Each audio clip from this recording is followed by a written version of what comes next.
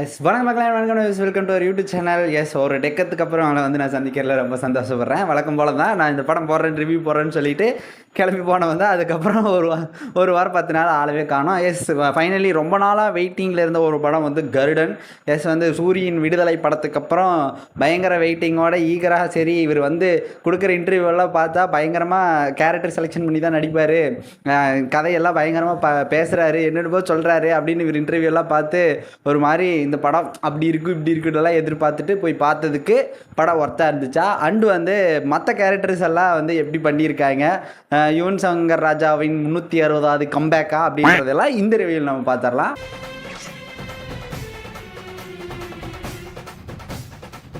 தலைவரே, சூரி வந்து விடுதலை படத்துக்கு அப்புறம் ஒரு எதிர்பார்ப்புகள் கூட ஒரு ஹீரோவாக மாறிட்டு இருக்கிறாரு அப்படின்றது நம்ம எல்லாத்துக்குமே நல்லா தெரியும். அப்படி அவர் வந்து ஒரு சூஸிங்கான கேரக்டர்ஸ் எல்லாம் எடுத்து பயங்கரமான படங்களை எல்லாம் பண்ணி கொடுத்துட்டு இருக்கிறாரு. எஸ் ஆல்ரெடி விடுதலை 2 அண்ட் வந்து இப்போ வந்திருக்கிற கருடன் அண்ட் வந்து கொட்டுக்காளி, இந்த மாதிரி சில படங்கள்லாம் வந்து அவரோட லிஸ்ட்டில் இருக்குது. அது எல்லாமே வந்து எதிர்பார்ப்புக்கு இருக்கிற ஒரு படங்களாக இருக்குது. அதாவது சினிமா பிரியர்களுக்கு வந்து சரி இந்த படமெல்லாம் ஒரு கான்செப்ட் வைஸ் சூப்பராக இருக்கும், இது வந்து பார்க்கணும் அப்படின்னு வந்து எல்லாரும் மைண்ட் செட்லேயும் செட்டாக இருந்தது. தலைவரே அண்ட் வந்து மறக்காமல் இந்த சப்ஸ்கிரைப் பட்டனை கொஞ்சம் தட்டி விட்டுட்டு போயிருங்க. அப்பப்போ தான் வந்துட்டு போகிறேன்றக்கு வேண்டி சப்ஸ்கிரைப் பண்ணாமல் இருக்காதீங்க. லைக் போடுங்கப்பா, கொஞ்சம் லைக் போட்டிங்கன்னா நானும் கொஞ்சம் பரவாயில்லையே லைக்கும் போடுறாங்கல்ல, கொஞ்சம் பிடிச்சிருக்கு போல் அப்படின்னு நினச்சி நெக்ஸ்ட் வீடியோ போடுறேன். ஏதாவது ஒரு சின்ன மோட்டிவேஷனாக எடுத்துக்கிறேன். சரி ஓவராக பேசி தூவம் படம் ஸ்ட்ரெயிட்டாக நம்ம வீடியோ கையில் போயிடலாம்.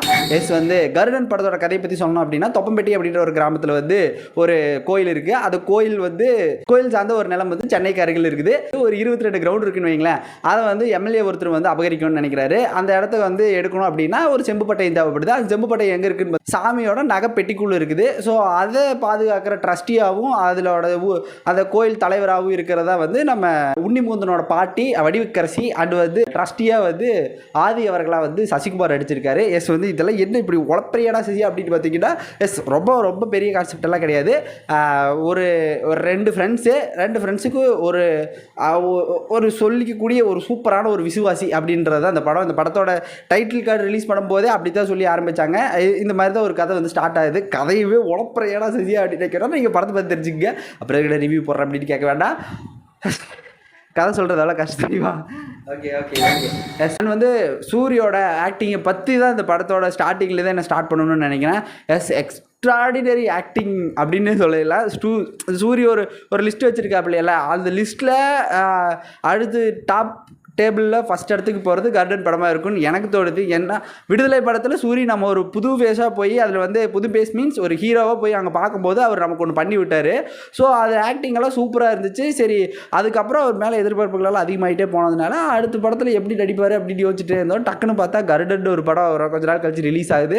இந்த படத்தில் பார்த்தா அந்த குமரேசன்ற கேரக்டர் நீங்கள் எங்கேயுமே பார்க்க முடியாது. நிறைய இன்டர்வியூவில் சொன்னார், நீங்கள் வந்து குமரேசனை நீங்கள் பார்க்க முடியாது, சொக்கம் தான் உங்களுக்கு தெரியுமா, சொக்கம் மட்டும்தான் தெரிகிறான், அவனோட விசுவாசம் மட்டும்தான் தெரியுது. அவர் ஆக்டிங்கில் எனக்கு இந்த கிளைமேக்ஸ் போர்ஷன்லாம் வரும்போது, கிளைமேக்ஸுக்கு முன்னாடி எனக்கு அந்த ஃபர்ஸ்ட் ஹாஃப் முடியும் போதே அங்கே ஒரு ஆக்ஷன் பிளாக் ஒன்னால இருக்கும், அதெல்லாம் தெருக்கி விட்டுருப்பாங்க, தெறிக்க செஞ்சு விட்டுருப்பாங்க. அதெல்லாம் வந்து சூரியோட நடிப்பினால் மட்டுமே அந்த இடத்துக்கு வந்து உட்காந்துருக்குன்னு எனக்கு பர்சனலாக தோணுது. பர்சனலாக இல்லை, எல்லாருமே ஒத்துக்கிட்டாங்க. தியேட்டரில் வந்து அலறாங்க, என்னடா இந்த கத்துறீங்க, சசிகுமாருக்கு மற்றவங்களுக்கு கூட சவுண்டு வரல. சூரியோட அந்த டிரான்ஸ்ஃபர்மேஷன் நடக்கும்போது அங்கே வந்து தியேட்டரை ஆர்ப்பரிச்சதுன்னே சொல்லலாம்.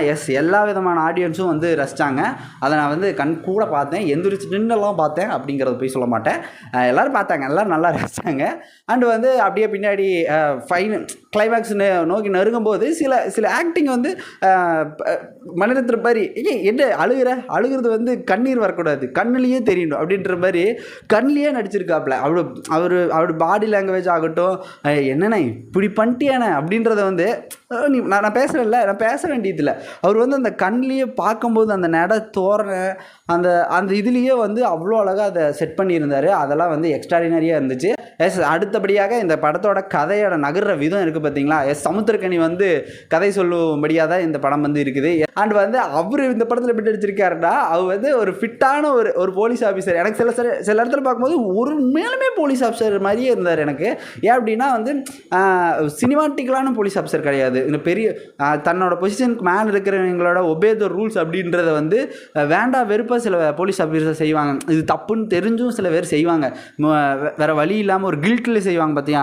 அதெல்லாம் அவ்வளோ அழகாக நடிச்சிருந்தார். இல்லைடா நான் செய்ய மாட்டேன்டா அப்படின்னு சண்டை கட்டி ஒரு மாதிரி இது பண்ணாமல் அதை வந்து அவ்வளோ அழகாக நமக்கு வந்து கன்வே பண்ணியிருந்தார். அது வந்து பயங்கரமாக இந்த படத்துக்கு ஒர்க் அவுட் ஆயிருந்ததுன்னே சொல்லலாம். அண்ட் வந்து இந்த படத்தோட செகண்ட் பில்லராக எனக்கு ஃபீல் ஆனவர் வந்து சசிகுமார் தான். ஆதி கேரக்டர் வந்து சமையல் சில பாயிண்ட்ஸ்லாம் வந்து எனக்கு வந்து ஹீரோ மாதிரி படுறாரு. ஹீரோ மாதிரி இல்லை, செகண்ட் ஹீரோவா ஃபர்ஸ்ட் ஹீரோவாங்கிறது தெரியல. பட் வந்து அவர் வந்துட்டு போகிற அந்த நான் அவர் பார்த்தாலே அந்த ஹானஸ்ட் ராஜ்ப்பா, ஹானஸ்ட் அவர் வந்து நல்லவர்ப்பா, நல்ல மனுஷன். ஆதின்ற நல்ல மனுஷன்ப்பா, அவனுக்கு எதுவும் ஆகக்கூடாது அப்படின்ற ஒரு ஃபீல் கொடுக்குற மாதிரியான ஒரு ஒரு ஒரு தோற்றத்தோடு தான் அவர் வந்து இருந்தார். ஸோ அவர் வந்து அவ்வளோ அழகாக அந்த கேரக்டரை வந்து சூப்பராக பண்ணியிருந்தார். அண்டு வந்து மற்ற அதாவது சசிகுமாரோட ஒய்ஃபாக நடிச்சிருந்தவங்களாகட்டும், அவங்க குழந்தைங்க கூட சூப்பராக நடிச்சிருந்தாங்க. அண்ட் வந்து ரோஷினி கேரக்டர், அதாவது நெகட்டிவ் ரோலில் உன்னிமுதனோட ஒய்ஃபாக வருவாங்க. அவங்க வந்து அவங்களோட நெகட்டிவ் ஷேடை வந்து சூப்பராகவே பண்ணியிருந்தாங்க. ஃபஸ்ட்டு ஸ்க்ரீன் ப்ரெசென்ட்டாக இருந்தாலும் அந்த அளவுக்கு தெரியாத அளவுக்கு பூசி மொழிக்கு சூப்பராக பண்ணியிருந்தாங்க. அண்ட் வடிவுக்கரசி அம்மாவோட ஆக்டிங் வந்து எக்ஸ்ட்ராடினரி. அது அந்த கல்லை குடிச்சிட்டு ஒரு சில சீனெல்லாம் வரும், அந்த சீனெல்லாம் வந்து பிளாஸ்ட் ஆச்சு தியேட்டரில், எல்லாருமே என்ஜாய் பண்ணி பார்த்தாங்க. யுவன் சங்கர் ராஜா நினப்புக்கு வர்றாரு. யுவன் சங்கர் ராஜா நம்ம ரீசெண்டாக தான் என்னையா பாட்டு போட்டு வச்சிருக்கு அப்படின்னு கலாச்சிட்டு இருந்தவங்கள அப்படியே திருப்பி போடுற அளவு மாதிரி ஒரு பிஜிஎம் போட்டு டரன்னு பிரித்து எடுத்துட்டாரு. ஏன் அப்படின்னா இன்ட்ரோல் பிளாக்லையெல்லாம் நீங்கள் வந்து அலறி சீட்டை விட்டு எந்திரிச்சு குதிச்சு வெளியே போயிடுவீங்க. அந்தளவுக்கு வந்து பிஜிஎம் வந்து ஒரு முக்கியமான ஒரு ப்ளே பண்ணியிருக்கோம். ஏன்னா படத்தை பற்றி புகழ்ந்துட்டே இருக்கேன், படம் அவ்வளோ நல்லா இருக்கா, எல்லாத்துக்கும் பிடிக்குமா அப்படின்னு கேட்டிங்கன்னா ஸ்க்ரீன் ப்ளே சூப்பராக இருக்குது, சினிமாட்டோகிராஃபி நல்லா இருக்குது, எடிட்டிங் நல்லா இருக்குது, ட்விஸ்ட்டு ரிவல் பண்ணுற இடம் பயங்கரமாக இருக்குது. கேவி ஆனந்த் படத்துல எல்லாம் வர மாதிரி ஒரு சீன் நடந்துட்டு இருக்கும், டக்குனு கட் பண்ணி வேறு போயிருப்பாங்க, அந்த சீன்லாம் முடிஞ்சிருக்கும். அப்போ அந்த சீனில் என்ன நடந்திருக்கும் அப்படின்றது இன்னொரு கேரக்டர் ரிவீல் பண்ணும். ஸோ அதெல்லாம் வந்து இந்த படத்தில் அங்கங்கே வச்சுருந்ததெல்லாம் வந்து கொஞ்சம் நல்லாவே ஒர்க் அவுட் ஆகிருந்தது. வந்து அந்த மாதிரி இந்த சில விஷயங்கள் எல்லாம் பல விஷயங்கள் வந்து இது ஒர்க் அவுட் ஆகிருந்தது. ஏன்னா ஃபஸ்ட் ஆஃப் எனக்கு விறுவிறுப்பாக போச்சு. எனக்கு ஃபஸ்ட் ஆஃப் வந்து சரசரன்னு போய் ஃபஸ்ட் ஆஃப் முடிஞ்சிருச்சு. முடிச்சது கட் பண்ணது செகண்ட் ஹாஃபில் கொஞ்சம் ஸ்லோவாக தெரிஞ்சாலும் கதைக்கான ஸ்லோவாக தான் இருக்குது. டக்குன்னு கிளைமேக்ஸ் போயிடுது, கிளைமேக்ஸும் பட்டாருன்னு முடிஞ்சிருது. ஸோ அந்த வகையில் படம் நல்லாவே இருக்குது, சூப்பராகவே இருக்குது. எந்த குறையும் சொல்கிறதுக்கு ஏற்ற மாதிரி எனக்கு இல்லை. ஏன்னா சில குறைகள் இருக்கிறது என்னென்னா, உன்னிமுந்தன் வந்து அவர் வந்து ஒரு என்ன சொல்கிறது, மனசில் வெஞ்சன்ஸ் வச்சுட்டு சுற்றுற ஒரு கேரக்டர் இருக்குது பார்த்தீங்களா, அதுதான் உன்னிமுந்தன். நம்ம ஒரு மாதிரி தப்பு சரியாக பண்ணுறேன், நான் வந்து எனக்காக நான் அப்படி தான் பண்ணுவேன், எனக்காக நான் யாரை என்ன வேணால் பண்ணுவேன், நான் மேலே வரைக்கும் என்ன வேணால் பண்ணுவேன்னு நினைக்கக்கூடிய ஒரு கேரக்டரை அந்த கேரக்டர் ஆர்க்கை வந்து சூப்பராக கொண்டு போனார். ஆனால் அது வந்து கிளைமேக்ஸில் கூட அந்த ரிவீல் ஆகிற இடத்துல கூட கொஞ்சம் ஃபீல் ஆகாத மாதிரி ஃபீல் ஆகிருக்கும். அவ்வளோதானே தவிர இருக்கும். அண்ட் வந்து எனக்கு ரொம்ப பர்சனலாக பிடிச்சது சினிமாட்டோகிராஃபி. இவர் சூரி ஒரு இன்டர்வியூவில் சொல்லியிருந்தார், அந்த டைட்டில் கார்டு வரும்போது சூரி ஓடி வரும்போது அது ஸ்லோமோ போட்டிருப்பாங்க, இதெல்லாம் கொஞ்சம் ஓவராக இருக்குண்ணே அப்படின்னு சொல்லியிருந்தாராம்மா டைரக்டர்கிட்ட. எனக்கு இவர் சூரிக்கு இதில் நிறைய ஸ்லோமோ வச்சுருக்காங்க. ஒரு மாஸ் ஹீரோவுக்கு எந்த அளவுக்கு பில்டப் இருக்குமோ அந்த அளவுக்கு இவருக்கும் இருக்குது. ஸோ அதெல்லாமே ஒர்க் அவுட் ஆகிருக்கு. அதெல்லாம் அது கதைக்கு தேவையாக தான் இருக்குது. இதில் வந்து இந்த இன்டர்வல் போர்ஷனும் கிளைமேக்ஸ் போர்ஷனுக்கும் இருக்கிற சினிமாட்டோகிராஃபிக்கு அவங்க ஒர்க் பண்ணியிருக்கிறத வந்து டாப் நாச். அண்ட் வந்து அதோட ஸ்டண்டெல்லாம் வந்து எனக்கு அங்கே வந்து சொக்கனும் ஆதியும் சண்டை கட்டுறாங்க, அது வந்து அது அப்படியே இருக்கும். சொக்கா ஆதி தான் அங்கே சண்டை கட்டுறாங்க. மற்றபடி அங்கே சூரியோ இந்த சினிமா கேரக்டர்ஸ் அந்த ஃபீலே வராது. அந்தளவுக்கு யதார்த்தமான ஃபைட் ஆர்டர் இருக்கும். அண்ட் வந்து இந்த மண் பொன் பெண் இந்த 3 விஷயத்தை வந்து கதையோட தொடக்கத்தில் வந்து சொல்லி ஆரம்பிச்சிருப்பாங்க. ஸோ அதோட அது தேவையா அப்படின்றது தெரியல. ஆனால் வந்து அதை வச்சு ஒரு நரேஷனுக்கு வேண்டி அதை யூஸ் பண்ணியிருந்தாங்க. பட் வந்து அது ஒரு தோய்வாக மட்டும் எனக்கு ஃபீல் ஆச்சு.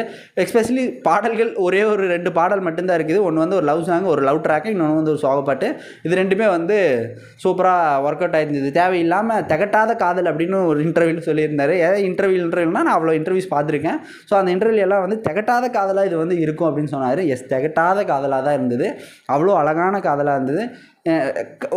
சொல்லி ஊருக்குள்ளே சுற்றி லவ் பண்ணாதான் லவ் அப்படின்றது இல்லைன்றதை அவ்வளோ அழகாக புரிய வச்சுருந்தாங்க. எனக்கு இது வந்து இதை பற்றி இப்போவே கிட்டத்தட்ட 12 நிமிஷம் போயிடுச்சு. இதை கட் பண்ணி தூக்கி பல விஷயத்தை வீச போகிறேன்னு நினைக்கிறேன். தலைவரே உங்கள் ஃப்ரெண்ட்ஸுக்கு ஷேர் பண்ணிடுங்க.